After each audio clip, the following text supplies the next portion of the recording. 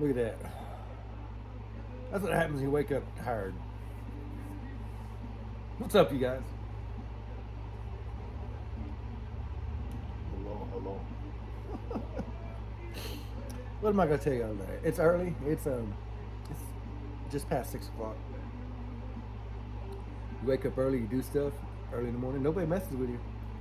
It's a beautiful time. You get to watch the sunrise. You play guitar. Nobody messes with you.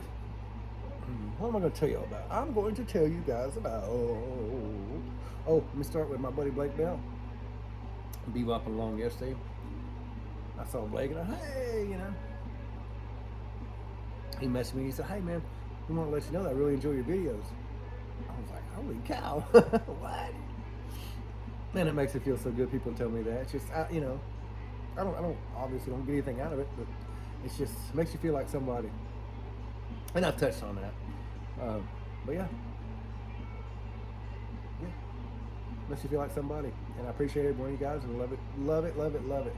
I'll never get big headed about it, but yeah, it makes it feel good. So I'm drinking coffee at 6 o'clock in the morning out of my big D cup, D for daddy. I don't know what you thought that meant. Big D, not Dallas. Daddy. Not divorced. God, no, not divorced. I hope not. How bad could it be? Oh, man. Yeah, Blake Bell. FD, clarification, not clarity. Okay, let me clarify something. It's for real, no more laughing. I made a video, and I said that I had these come up missing from the fire department. In my mind, that's how it happened.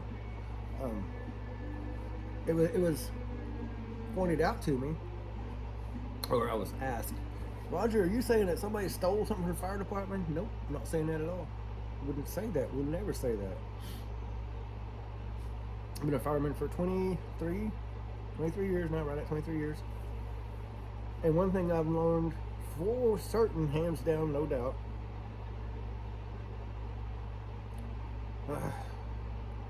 nobody steals from the fire department. It's not how it works. Nope.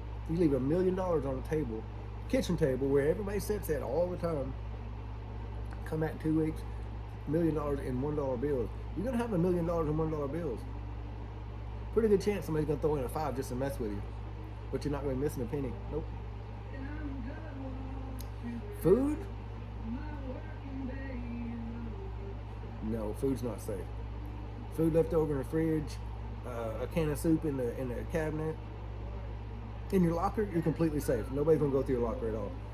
But the fridge, you put a half-eaten candy bar in the fridge. Somebody's gonna get to where the bitten part is, cut that off and eat the rest of it. Leave you the little chewed up part. That's just how it works. Food is not safe at the fire department. I've seen bigger departments, they chain up their fridge for this shift. And you got 3 fridges for 3 different shifts. That's just how it works.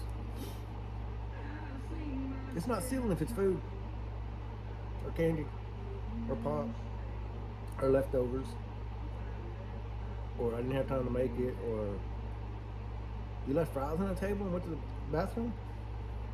Sorry for your luck, buddy. That's a fact. FD clarification. Oh. Excuse me, it's hot. Did I ever tell you guys that I was a cowboy? I was a real cowboy, like a real cowboy. Not like you see on TV. Nope, I wasn't John Wayne with a 6-shooter. I was a real cowboy. You guys knew, maybe some of you people my age might remember him. His name is Dale Raymond. And he lived, if you're going to Little River on the old highway, the last straightaway before you get to the curve at the treatment plant, he lived along that straightaway. And my dad would do trading with him or buying something. I don't know where. He was always down there doing something. So we was down there that day, and he had this little pen, pretty good sized pen. Had a little old pony in there. I've always loved animals. So we'd go in there, we'd play with the little horse, and he said, "Hey, don't get too far into that pen. You spook that horse, he's liable to run over you," or whatever he said. So we just kind of leaned over. The horse comes up to you, he wants to be petted, we're scratching his neck, scratching his back. A little pony. We said, "Hey, can we ride this horse?" He said, "Well, he ain't broke yet." What does that mean? Well, hell,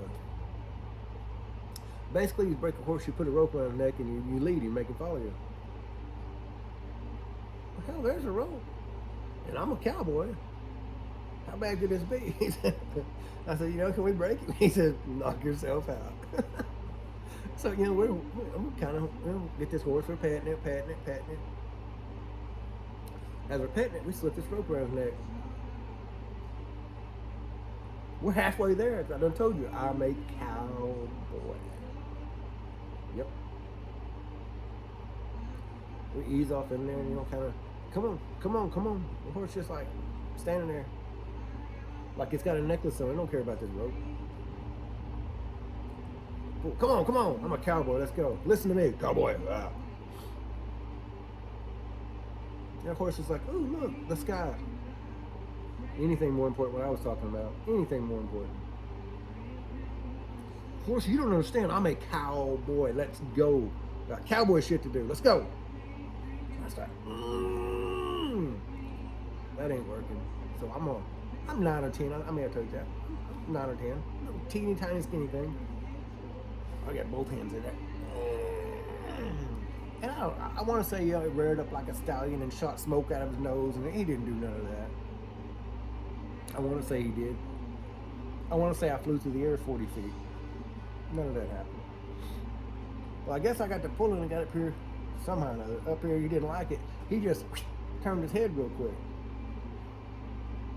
He's facing this way, turned his head this way. I'm standing here and went, pow. Face, arms out in front of me, pulling, leaned over. I wasn't very far from the ground to begin with. It sure didn't take long to hit the ground. I'm pulling, it was like, wham! God, dirt in my eyes, my nose, my mouth, eating it, yeah, horrible. Busted my lip. I'm not a cowboy no more. I'm done. That cowboy life is a hard life to live for a single man. I was young, single. All about 30 seconds. But I was a cowboy. They would, if I would have kept on at that rate for probably another 30 seconds or so, they'd be making movies about me. I'm sure of it. I was a cowboy, and that horse just didn't know it yet. So, yep. Told you I used to be. I'm not anymore. That sucked. I'm a cowboy. The shots on the boat. Oh, dear God.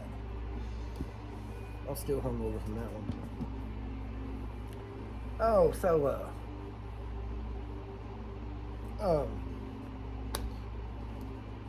we used to go to the houseboats up there at Stevens Gap, Beavers Bend, the lake, the marina. Oh, that's a good story. We would get to Area C, right there as you turn up to Area C. We'd get right there on top of the hill.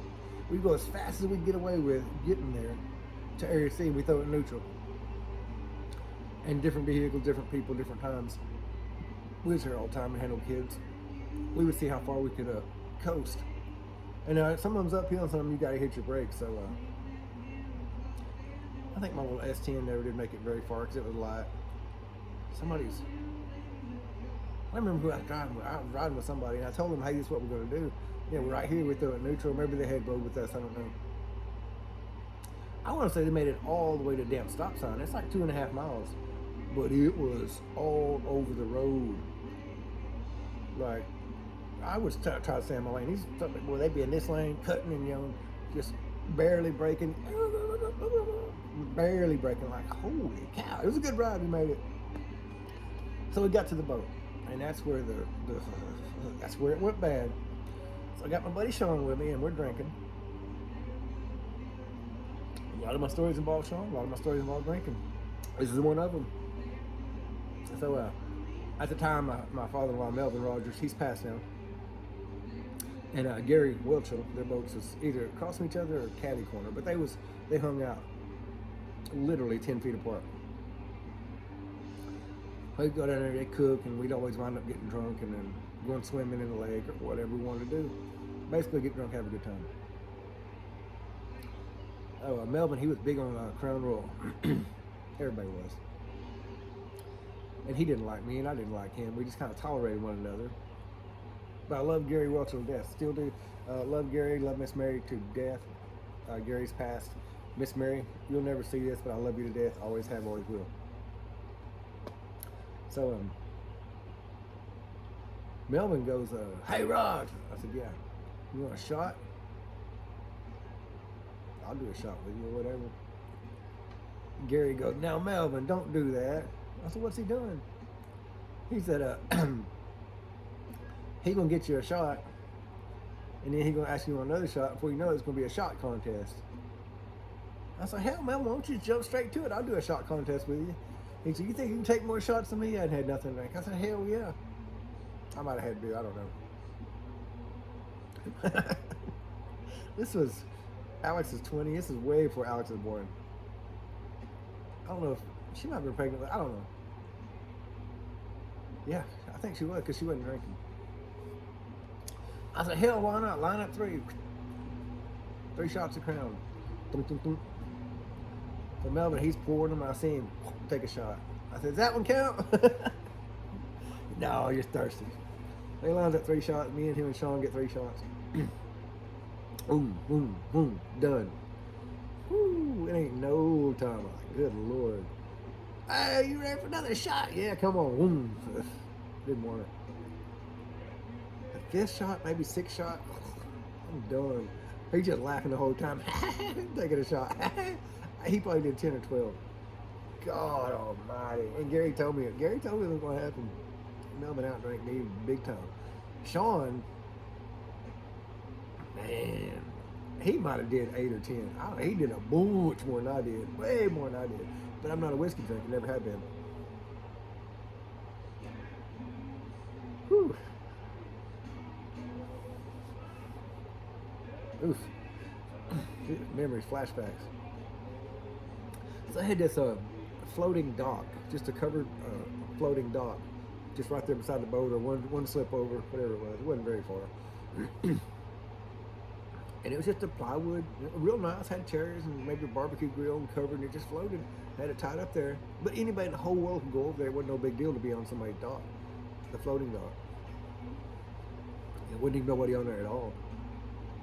And if I hear Sean, I'm like, man, what are you doing? And he's laid out in his dock, like over the edge. He's like, oh, buddy, I'm so sick. I said, I imagine, you're kind of messed up. I was pretty messed up. He said, oh, roll me over. So I rolled him over. And I'm like, dang, bro, I'm having a good time. I'm drunk. He's drunk. And he goes, oh, look, ducks. And there are ducks out there, swimming around, and perch coming up. And he goes to spit in the water. Put. And these damn ducks come over there and they go, every time he spits, I'm like, bro, quit. That's disgusting. He said, ooh, the perch is doing it. And he spits. And the perch come up and it's like, and I was like, God, man, that's disgusting. Quit. He said, oh. I said, what? He just all in the water. And these freaking ducks is all just like, oh my God. I'm right beside him at this point. In the water. Like we could have been holding hands and laid up. Oh my God. I'd hurl. It'd make him sick, he'd hurl. And he tried to put his hand over his mouth like this. He's like, oh no. And it looked like it was just like a fire hose. Just, God almighty.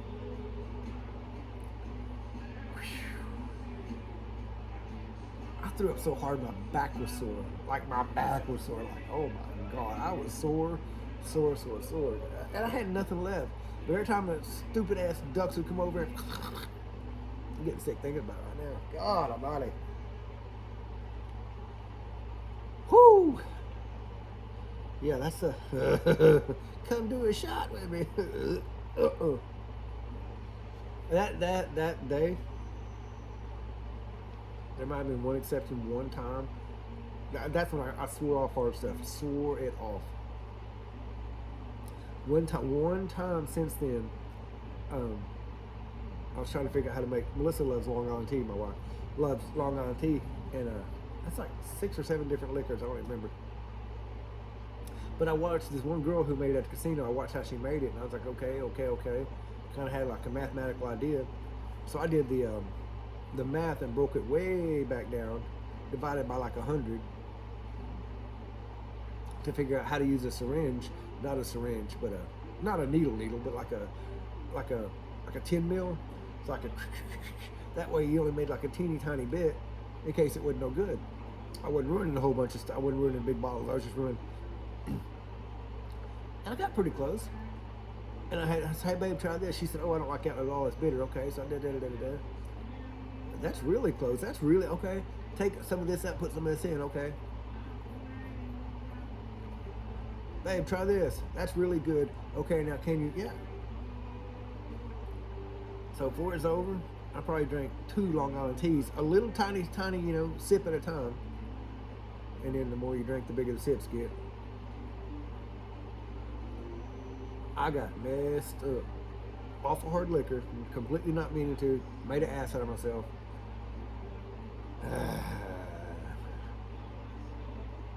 Lost a real good friend that night.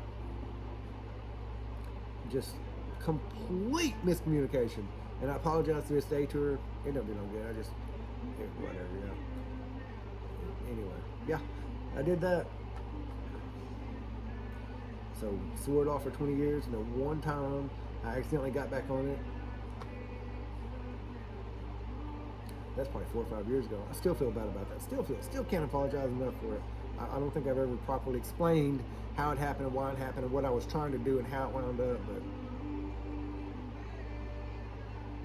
it doesn't matter. 17 minutes. See if I can think of something else.